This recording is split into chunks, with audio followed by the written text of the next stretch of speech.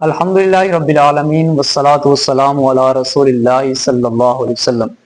باب سنت العصر، عصر کی سنتوں کے بارے میں بیان۔ ریاض الصالحین میں حدیث پاک حضرت سیدنا عبداللہ بن عمر رضی اللہ تعالی عنہما سے ہے، نبی علیہ السلام نے ارشاد فرمایا رحم اللہ امرن صلی قبل العصر اربعا، اللہ ذل اس شخص کے اوپر رحم فرمائے کہ جو شخص عصر سے پہلے 4 رکعت نماز ادا فرمائے۔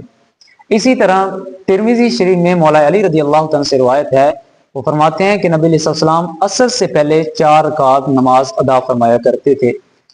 طبرانی شریف میں حضرت سیدنا ام سلمہ رضی اللہ تعالی عنہا سے روایت ہے، آپ فرماتے ہیں کہ نبی علیہ السلام نے ارشاد فرمایا اللہ عزل اس شخص کے بدن کو آگ پر حرام فرما دیتا ہے جو شخص عصر سے پہلے 4 رکعت نماز سنت ادا فرماتا ہے۔ اور اسی طرح دوسری طبرانی شریف میں جو حدیث پاک ہے وہ حضرت سیدنا عمر بن عاص سے ہے، وہ فرماتے ہیں کہ نبی علیہ السلام نے ایسے مجمع میں تقریر فرمائی جس میں حضرت سیدنا عمر بن خطاب رضی اللہ تعالی عنہ بھی موجود تھے، اور اس میں فرمایا جو شخص عصر سے قبل 4 رکعت نماز ادا فرمائے گا اللہ عزل اس شخص کے بدن کو آگ سے سلامت رکھے گا۔ یہ عصر کی سنتیں ہیں جنہیں لوگ بہت معمولی سمجھتے ہیں اور ان کی نگاہ میں اس کی قدر و منزلت نہیں، حالانکہ احادیث طیبات پر غور فرمائیے تو دیکھیے ان کی کتنی بڑی فضیلت ہے کہ ان سنتوں کے ادا کرنے کی وجہ سے اللہ عز و جل بندے کو جہنم کی آگ سے آزاد فرما دیتا ہے۔ اب ان کے پڑھنے کا طریقہ کار بھی سماعت کیجیے۔ بعض لوگ ان جو سنتیں ہیں اس کے ادا کرنے میں ایک غلطی کرتے ہیں۔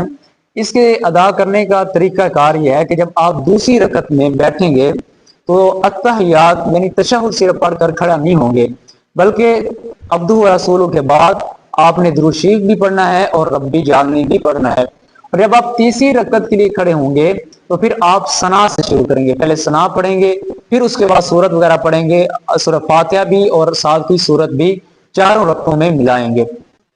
اور دوسری بات یہ ہے کہ اگر آپ دوسری رکعت میں عبدہ و رسولہ یعنی تشہد پڑھ کر کھڑے ہو گے اور آپ درود شریف پڑھنا یا پھر اسی طرح ربی جعلنی پڑھنا یا تیسری رکعت کے آغاز میں ثنا پڑھنا بھول جاتے ہیں تو پھر آپ سجدہ سہو نہیں کریں گے۔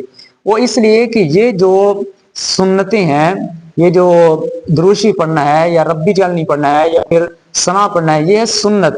تو اگر سنت رہ جائے تو اس وجہ سے سجدہ سہو نہیں ہوتا۔ سجدہ سہو تب واجب ہوتا ہے جب بندے کا کوئی فرض رہ جائے، فرض میں یعنی تاخیر ہو جائے، یا پھر واجبات نماز میں سے کوئی واجب رہ جائے۔ دعا ہے اللہ ذل عمل کرنے کی توفیق عطا فرمائے۔